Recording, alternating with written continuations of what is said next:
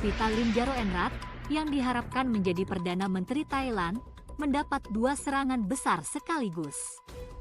Ini muncul menjelang pemungutan suara di parlemen untuk memilih Perdana Menteri baru pada Kamis 13 Juli 2023. Para pendukung Pita, kebanyakan mereka adalah pemilih muda yang menentang keterlibatan raja dan militer dalam politik, menyerukan aksi massa pada Rabu 12 Juli 2023 atas upaya penjagalan Pita menjadi Perdana Menteri.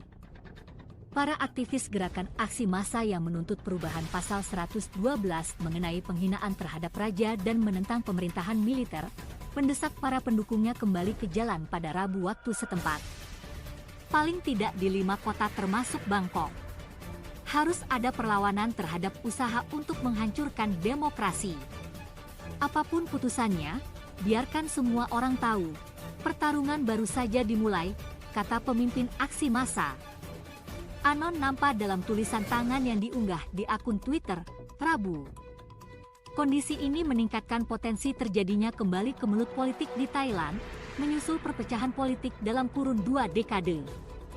Insiden terakhir adalah kudeta militer yang kemudian menjadikan Thailand dipimpin pemerintahan militer. Mahkamah Konstitusi MK Thailand menyatakan menerima gugatan dari seorang pengacara atas kemenangan Pita dan partai yang dipimpinnya Move Forward. Pita selama ini mendorong amandemen undang-undang yang melarang menghina raja. Keterlibatan raja dalam politik dianggap Pita dan para pendukungnya akan menyingkirkan pemerintahan demokratis yang menjadikan raja sebagai kepala negara. Pengajuan gugatan ke MK hanya beberapa jam dari putusan Komisi Pemilu. Komisi Pemilu merekomendasikan bahwa MK mendiskualifikasi Pita sebagai anggota parlemen.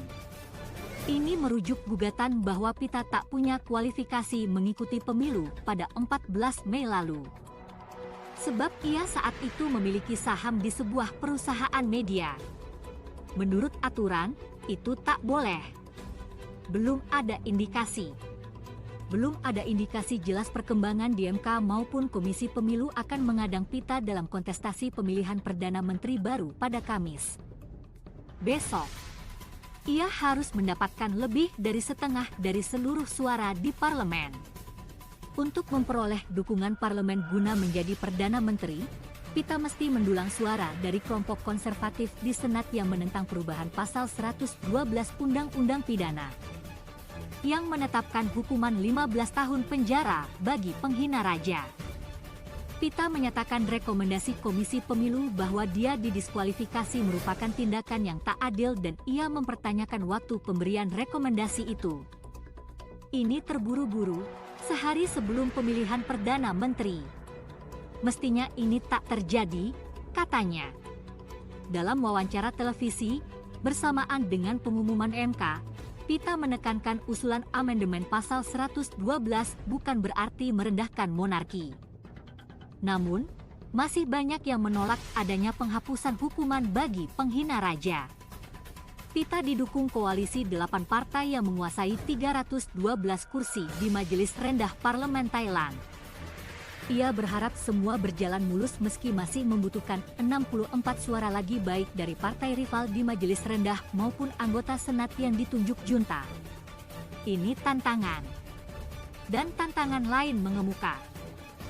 Politisi Partai Demokrat, Chaichana Decdecho menyatakan, 25 anggota parlemen dari Demokrat tak akan mendukung Pita dalam pemungutan suara di parlemen besok. Alasannya, Partai Demokrat tak setuju dengan amandemen pasal 112. Senator Jet Siratranon rekomendasi Komisi Pemilu agar Pita didiskualifikasi menjadi anggota parlemen, memangkas dukungan terhadap dirinya dalam pemungutan suara menjadi Perdana Menteri di parlemen besok.